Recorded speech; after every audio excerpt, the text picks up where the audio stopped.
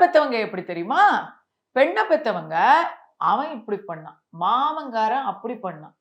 மச்சாங்காரன் இப்படி கல்யாணத்த பண்ணான். நம்ம கல்யாணத்துல தான் இவங்களுடைய கௌரவம், இவங்களுடைய அந்தஸ்து, இவங்களுடைய வாழ்க்கையின் குறிக்கோள திருமணத்துல காட்டுறாங்க. ஒரு பெண்ணுக்கு எப்படி திருமணம் பண்ணி வைக்கிறோம் சீரும் சினத்தையுமா அப்படின்னு. இவர் ஏதோ இன்னைக்கு அண்ணாதுரை அவர்கள் சொல்லியிருக்கிறார் 2.5 கோடிக்கு கல்யாணம் பண்ணியிருக்கிறாரு, ஓல்வக்கார் வாங்கி கொடுத்துருக்கிறாரு, 100 சவரனுக்கு மேல நகை போட்டிருக்கிறாரு. எந்த அளவுக்கு அதெல்லாம் அவங்களுக்கு முக்கியமா இருக்குன்னா, அது எப்படி அவங்க ரத்தத்துல கலந்துருக்குன்னா அந்த வரட்டு ஜம்பம் சாகர தருவாயில அந்த பொண்ணு இருக்கிற நகையெல்லாம் லிஸ்ட் போட்டு கொடுத்துட்டு போகுது. எங்க வச்சிருக்கேன்னு அந்த அளவுக்கு ரத்தத்துல கலந்துருக்குது.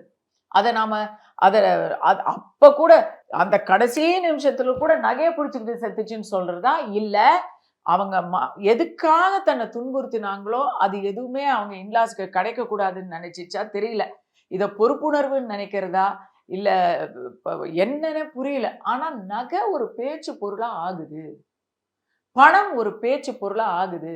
SA College of Arts and Science நல்லொழுக்கம் நிறைந்த நவீன கல்வி. More details sacas.ac.in